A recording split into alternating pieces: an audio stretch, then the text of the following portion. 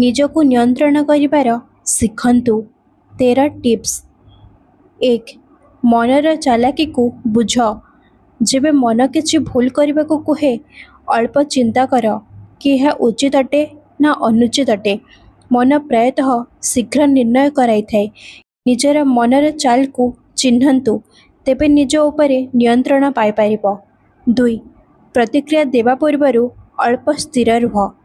କେହି କିଛି ମଧ୍ୟ କହୁ ଶୀଘ୍ର ଉତ୍ତର ଦିଅ ନାହିଁ। ଅଳ୍ପ ଚିନ୍ତା କର, ପୁଣି କୁହ। ଏହି ସ୍ଥିରତା ତୁମକୁ ଅନ୍ୟ ଲୋକମାନଙ୍କଠାରୁ ଅଲଗା ଏବଂ ମଜବୁତ ବନାଇଥାଏ। 3. ନିଜ କ୍ରୋଧକୁ ଚିହ୍ନନ୍ତୁ। କ୍ରୋଧ କେବେ ଏବଂ କାହିଁକି ଆସିଥାଏ, ଏହା ବୁଝିବା ଜରୁରୀ ଅଟେ। ଯେତେବେଳେ କାରଣ ବୁଝିଯିବ, ତ ତାକୁ ନିୟନ୍ତ୍ରଣ କରିବା ସହଜ ହୋଇଯାଇଥାଏ। କ୍ରୋଧକୁ ବଢ଼ାଇବାର ନାହିଁ, ତାକୁ ବୁଝିକରି ସମ୍ଭାଳିବା ଶିଖ। 4. ସବୁ କଥାକୁ ହୃଦୟରେ ନିଅନ୍ତୁ ନାହିଁ। ଲୋକେ କ'ଣ କହନ୍ତି, ଏହା ସବୁବେଳେ ଉଚିତ ହୋଇନଥାଏ। ସବୁ କଥାକୁ ହୃଦୟରେ ଲଗାଇବ ତ ନିଜକୁ ହିଁ ଦୁଃଖ ଦେବ। କିଛି କଥାକୁ ଅଣଦେଖା କରିବା ହିଁ ବୁଦ୍ଧିମାନୀ ଅଟେ। 5. ନିଜ ସମୟର ମୂଲ୍ୟକୁ ବୁଝନ୍ତୁ। ସମୟ ସବୁଠାରୁ ମୂଲ୍ୟବାନ ଅଟେ। ଏହାକୁ ଅଯଥାରେ ବ୍ୟର୍ଥ କରନ୍ତୁ ନାହିଁ। ଯେବେ ତୁମେ ସମୟକୁ ସମ୍ଭାଳିବା ଶିଖିଯିବ, ତ ନିଜକୁ ମଧ୍ୟ ସମ୍ଭାଳି ନେବ। ସବୁ କାମ ଉଚିତ ସମୟରେ କରିବା ହିଁ ଅସଲି ନିୟନ୍ତ୍ରଣ ଅଟେ। 6. ଲୋଭଠାରୁ ଦୂରେଇ ରୁହ। ସବୁ ବସ୍ତୁ ପାଇବାର ଇଚ୍ଛା ତୁମକୁ ଦୁର୍ବଳ ବନାଇଥାଏ। ଯେତିକି ଜରୁରୀ ଅଟେ ସେତିକି ହିଁ ଇଚ୍ଛା କର। ଲୋଭ ଯେତିକି କମ୍ ହେବ, ସ୍ୱୟଂ ହିଁ ଶାନ୍ତିରେ ରହିବ। 7. ନିଜର ଦୁର୍ବଳତାକୁ ଜାଣ। ସବୁ ବ୍ୟକ୍ତିର କିଛି ଦୁର୍ବଳତା ଥାଏ। ତାକୁ ଲୁଚାଇବା ବଦଳରେ ଚିହ୍ନଟ କର ଏବଂ ସୁଧାର କର। ଏହି ଉପାୟ ତୁମକୁ ଭିତରୁ ମଜବୁତ ବନାଇଥାଏ। 8. କହିବା ଠାରୁ ବେଶୀ ଶୁଣ। କମ୍ କହିବା ଏବଂ ବେଶୀ ଶୁଣିବା, ଏହା ଗୋଟିଏ ତାକତ ଅଟେ। ଯେବେ ତୁମେ ଶୁଣିଥାଅ, ତ ବୁଝିବାର କ୍ଷମତା ବଢ଼ିଥାଏ। ବୁଝିବାର କ୍ଷମତା ବଢ଼ିବ ତ ନିଜ ଉପରେ ନିୟନ୍ତ୍ରଣ ମଧ୍ୟ ବଢ଼ିବ। 9. ଏକାକୀ ସମୟ ବିତାଇବା ଶିଖ।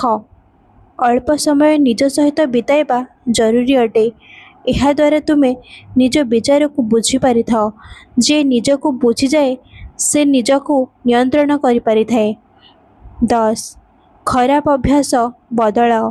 ଛୋଟ ଛୋଟ ଭୁଲ ଅଭ୍ୟାସ ହିଁ ବଡ଼ ସମସ୍ୟା ବନିଥାଏ। ତାକୁ ଧୀରେ ଧୀରେ ଛାଡ଼ିବା ଆରମ୍ଭ କର। ଯେବେ ଅଭ୍ୟାସ ବଦଳିବ, ତ ଜୀବନ ସ୍ୱୟଂ ହିଁ ବଦଳିଯିବ। 11. ନିଜର ଲକ୍ଷ୍ୟକୁ ମନେ ରଖ। ଯେବେ ମଧ୍ୟ ମନ ଅସ୍ଥିର ହେବ, ତ ନିଜର ଲକ୍ଷ୍ୟକୁ ମନେ କର। ଏହି ଲକ୍ଷ୍ୟ ତୁମକୁ ଭୁଲ ରାସ୍ତାରୁ ପୁଣି ଫେରାଇ ଆଣିବ।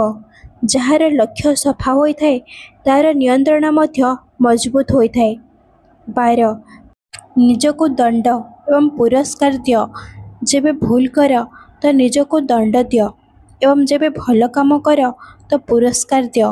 ଏହାଦ୍ୱାରା ମନ ବୁଝିଥାଏ ଯେ କ'ଣ ଉଚିତ ଅଟେ ଏବଂ କ'ଣ ଭୁଲ। ଧୀରେ ଧୀରେ ତୁମେ ନିଜର ଉଚିତ ରାସ୍ତା ଚିହ୍ନି ପାରିବ। 13. ଧୈର୍ଯ୍ୟକୁ ନିଜର ତାକତ ବନାଅ। ସବୁ ବସ୍ତୁକୁ ଶୀଘ୍ର ପାଇବାର ଇଚ୍ଛା ଛାଡ଼ିଦିଅ। ଧୈର୍ଯ୍ୟ ରଖିଥିବା ମଣିଷ ହିଁ ବାସ୍ତବିକ ସଫଳତା ହାସିଲ କରିଥାଏ। ଯେବେ ଧୈର୍ଯ୍ୟ ଆସିଯିବ, ତ ନିଜ ଉପରେ ପୂରା ନିୟନ୍ତ୍ରଣ ମଧ୍ୟ ଆସିଯିବ। ସାଙ୍ଗମାନେ, ଯଦି ଆପଣମାନଙ୍କୁ ଏହି ଭିଡ଼ିଓଟି ଭଲ ଲାଗିଲା, ତ ନିଶ୍ଚୟ ଲାଇକ୍ କରନ୍ତୁ ଏବଂ ଆଗକୁ ଏହିଭଳି ଭିଡ଼ିଓ ଦେଖିବା ପାଇଁ ଏହି ଚ୍ୟାନେଲକୁ ସବସ୍କ୍ରାଇବ୍ କରିଦିଅନ୍ତୁ। ଧନ୍ୟବାଦ।